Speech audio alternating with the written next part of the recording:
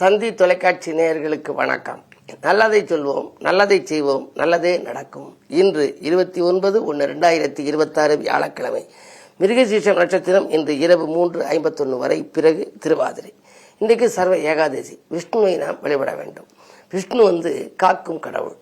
ஆக்கல் காத்தல் அளித்தல்ல காக்கும் கடவுளாக இருக்கார். நம் வாழ்க்கையில் பொருளாதாரம் நமக்கு வேணும். அதனால விஷ்ணு இலக்குமியை இன்றைக்கு நாம் வழிபடணும். விஷ்ணு மொத்தம் 10 அவதாரம் எடுத்தாருன்னு, 10 அவதாரம் இல்லை 9 அவதாரம் எடுத்தாரு. 10வது அவதாரம் கல்கி அவதாரம் இனிமேல் எடுக்க போறாரு அப்படின்னு சொல்லி நீங்க படிச்சிருப்பீங்க. அந்த அவதார வளர்ச்சிங்கிறது என்ன அப்படின்னா ஜீவராசி வளர்ச்சி. ஜீவராசிகள் எப்படி வளர்ச்சி ஆகுதோ அதே மாதிரி அவர் அவதாரம் எடுத்தார். இது நுணுக்கமாக நீங்கள் பார்த்தீங்கன்னா ரொம்ப ஆச்சரியப்படுவீங்க. அவதாரம்ங்கிறது என்ன? மேலிருந்து கீழே வருவதற்கு பேர் அவதாரம்னு பேர்.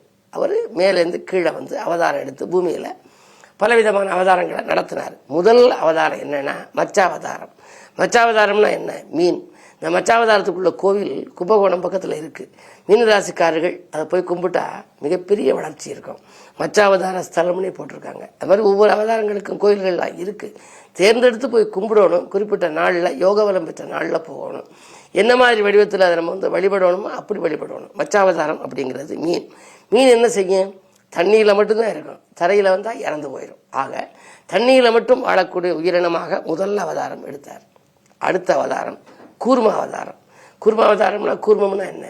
ஆமை. ஆமை தரையிலும் இருக்கும் தண்ணீரிலும் இருக்கும், ரெண்டுலையும் இருக்கும். ஆக கூர்ம அவதாரம் 2வது அவதாரம். 3வது அவதாரம் என்னன்னா வராக அவதாரம்.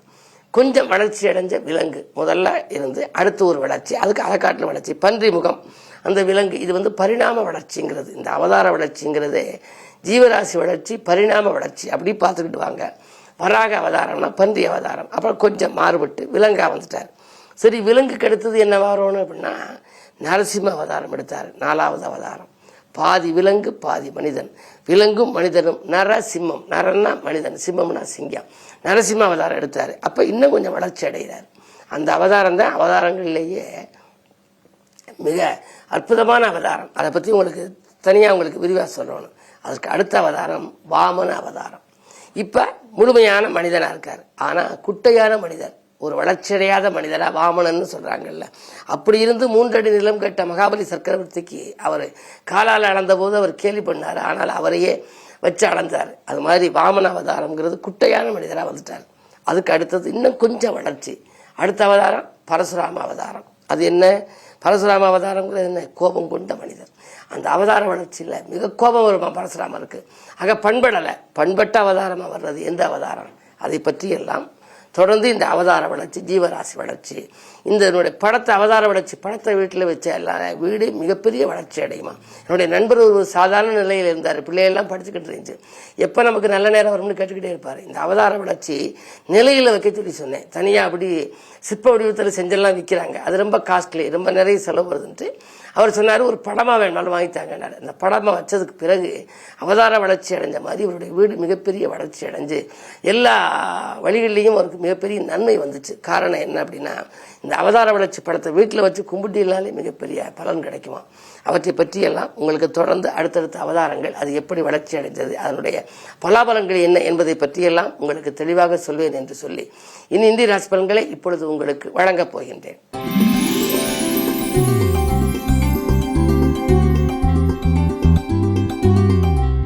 மேசராசி நேயர்களே, உங்களுக்கெல்லாம் இன்று புண்ணிய காரியங்களுக்கு பொருளுதவி செய்கின்ற நாள். இன்று எண்ணிய காரியத்தை எண்ணியபடியே செய்து முடிப்பீர்கள். நூதன பொருட்களின் சேர்க்கை உண்டு. ஆடை ஆபரண சேர்க்கையும் உண்டு. 2ஆம் இடத்துக்கு அதிபதி என சுக்கிரன் நல்ல இடத்தில் இருக்கிறார். எனவே புதிய தொழில் தொடங்கும் திட்டங்கள் நிறைவேறலாம். வாங்கல் கொடுக்கல்கள் சீராகவும் சிறப்பாகவும் அமையும். இந்த நாள் ஒரு இனிய நாள்.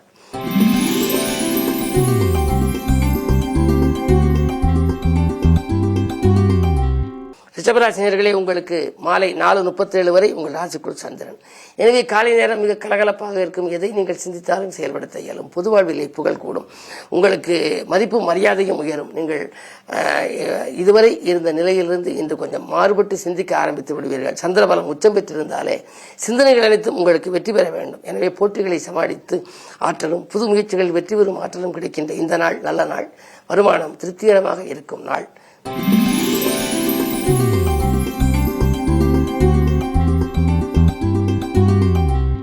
மிதுன ராசினியர்களே, உங்களுக்கெல்லாம் இன்று மாலை 4:37 மேல் உங்கள் ராசிக்குள் சந்திரன். தனாதிபதி சந்திரன் குருவோடு சேர்கின்றார். குரு சந்திர யோகம். எனவே காலை நேரத்தை காட்டிலும் மாலை நேரம் உங்களுக்கு பணப்புழக்கம் அதிகமாக இருக்கும். வாங்கல் கொடுக்கல் சிறப்பாக இருக்கும். எந்த நேரம் செய்ய நினைத்தாலும் அதை செய்ய இயலும் அளவுக்கு சந்திரபலம் நன்றாக இருக்கிறது. குருச்சந்திர யோகம் என்று இருக்கின்ற பொழுது கல்யாண கனவுகள் நனவாகலாம். கடமையில் இருந்து தொய்வு ஆகலும். மதிப்பு மரியாதையும் உயரும். பொது வாழ்விலே ஒரு புதிய பொறுப்புகள் கிடைக்கலாம். அது மட்டுமல்ல, உத்தியோகத்தில் இருப்பவர்களுக்கு தலைமை பதவிகள் கூட தானாக தேடி வரலாம். இந்த நாள் நல்ல நாள்.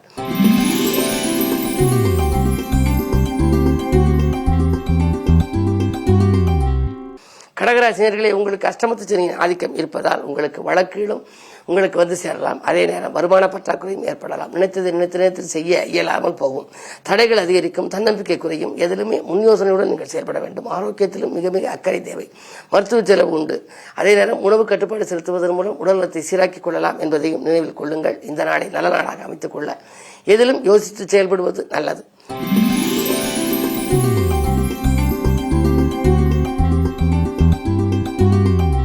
சிம்மராசினியர்களே, உங்களுக்கு கண்டகச்சனையின் ஆதிக்கம் ஒருபுறம், ஜென்மத்தில் கேது. எனவே நிம்மதி எல்லளவுக்கு கூட இருக்காது. எதையும் நீங்கள் யோசித்து செய்ய வேண்டும். உற்றார் உறவர்கள் உங்களுக்கு பகையாகலாம். அருகில் இருப்பவர்களின் ஆதரவும் கொஞ்சம் குறைவாக இருக்கும். உத்தியோகத்தில் இருப்பவர்களுக்கு திடீரென பணிச்சுமை அதிகரிக்கும். இதனால் பணி நீக்கம் செய்யப்படும் அளவுக்கு பிரச்சனைகள் வரலாம். சக பணியாளர்களிடம் உங்களுடைய முன்னேற்றத்தை பகிர்ந்து கொள்ள வேண்டாம். அதன் மூலமாக பிரச்சனைகள் வரலாம். சில சலுகைகள் உங்களுக்கு மறுக்கப்படலாம். என்ன இருந்தாலும் இன்றைக்கு மிக மிக கவனத்தோடு செயல்பட வேண்டிய நாள் என்பதை நினைவில் கொள்ளுங்கள்.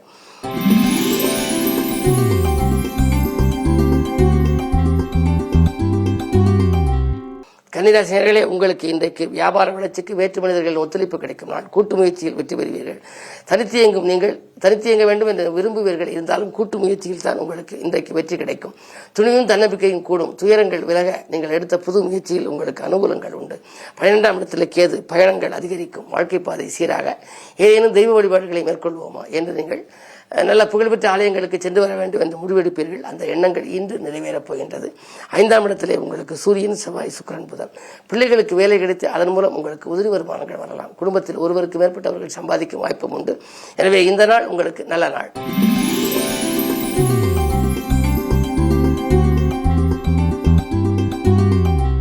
துலாம் ராசினியர்களே, உங்களுக்கு மாலை 4:37 வரை சந்திராஷ்டமம். எனவே எப்படி இருந்தாலும் முழுமையாகவே உங்களுக்கு மிக கவனமாக இருக்க வேண்டிய நாள். மருத்துவ செலவுகளும் உண்டு. மனக்கலக்கம் தரும் தகவலும் உண்டு. கடமையில் தொய்வு ஏற்படும். கவலைகள் அதிகரிக்கின்ற நாள். வாங்கல் கொடுக்கல்கள் உங்களுக்கு ஏமாற்றங்களை சந்திக்க வைத்துவிடும். அதே நேரம் நண்பர்களை நம்பி எந்த பொறுப்பும் ஒப்படைக்க வேண்டாம். பணப்பொறுப்பு சொல்லி யாருக்கேனும் வாங்கி கொடுத்தால் அதனால் சிக்கல்கள் வரலாம். எனவே இன்று நீங்கள் அமைதியாக இருக்க வேண்டும். நிதானத்தை கடைபிடிக்க வேண்டும். தானுண்டு தன் வேலை உண்டு என்று இருப்பதே நல்லது.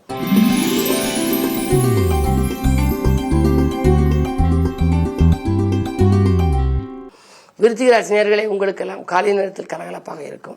மாலை 4:37க்கு மேல் உங்கள் ராசிக்கு சந்திராஷ்டமம். எனவே மதியத்திற்கு மேல் கொஞ்சம் மனக்கலக்கம் அதிகரிக்கலாம்.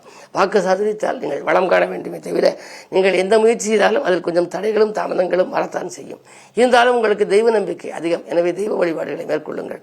குலதெய்வ வழிபாடு, இஷ்ட தெய்வ வழிபாடுகளை மேற்கொள்வதன் மூலம் சிக்கல்களிலிருந்தும் சிரமங்களிலிருந்தும் விடுபட இயலும். உத்தியோகத்தில் இருப்பவர்கள் மேலதிகாரிகளுடன் வாக்குவாதங்கள் செய்ய வேண்டாம். அழுத்தலுக்கேற்ற ஆதாயம் கிடைக்குமா என்பது சந்தேகம்தான். அருகில் இருப்பவர்கள் நம்பிக்கைக்குரிய விதம் நடந்து கொள்ள மாட்டார்கள் என்பதால் எந்த பொறுப்பையும் ஒப்படைக்க வேண்டாம். தங்கள் மேற்பார்வையிலேயே வைத்துக் கொள்வது நல்லது.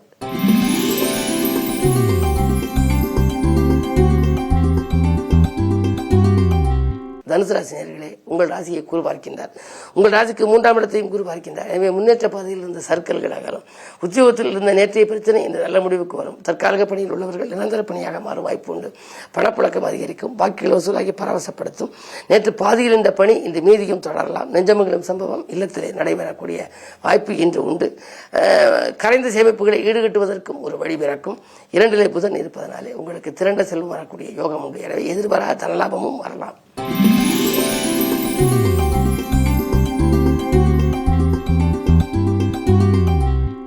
மகர ராசி நேயர்களே, உங்களுக்கெல்லாம் கூட்டுக்கிற யோகம் இன்று நல்ல நன்மையை உங்களுக்கு வழங்கப் போகின்றது. வாழ்க்கையிலே ஆதாயம் அதிகரிக்கும். அன்பு நண்பர்களின் ஆதரவு உங்களுக்கு கிடைக்கும்.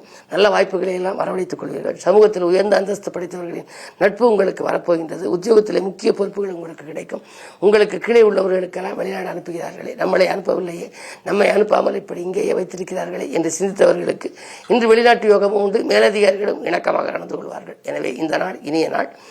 கரைந்த சேமிப்புகளை ஈடுகட்டுகின்ற நாள். பொருளாதாரத்தில் வளர்ச்சி அதிகரிக்கின்ற நாள். அரசு வழி ஆதரவு கிடைக்கின்ற நாள் இந்த நாள்.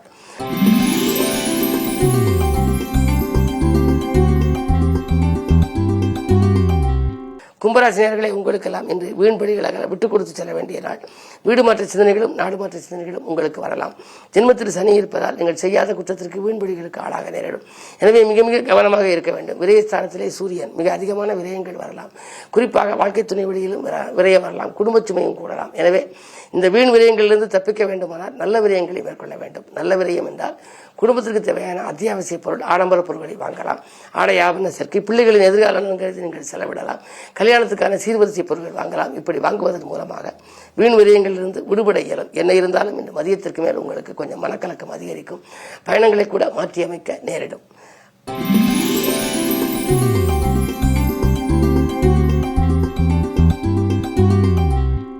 மீனராசினியர்களே, உங்களுக்கெல்லாம் இன்றைக்கு அற்புதமான நாள், லாபகரமான நாள். குடும்பத்தில் உள்ளவர்கள் உங்கள் குணமறிந்து நடந்து கொள்வார்கள். செல்வாக்கு உங்களுக்கு மேலோங்கும். பணப்பொறுப்பு சொல்லி வாங்கி கொடுத்த தொகை உங்களுக்கு வரலாம். வீடு வாங்குவது, இடம் வாங்குவது பற்றி சிந்திப்பீர்கள். சொத்துக்களால் ஆதாயம் உண்டு. சொந்தங்களால் உங்களுக்கு நன்மை உண்டு. துணிந்து நீங்கள் எடுத்த முடிவுகளில் உங்களுக்கு வெற்றி கிடைக்கப் போகின்றது. அதே நேரத்தில் தைரியமும் தன்னம்பிக்கையும் உங்களுக்கு அதிகரிக்கும். பொதுவாக 12ஆம் இடத்திலே சனி இருப்பதனாலே விரைவு சனி இருக்கிறது என்று கவலைப்பட வேண்டாம்.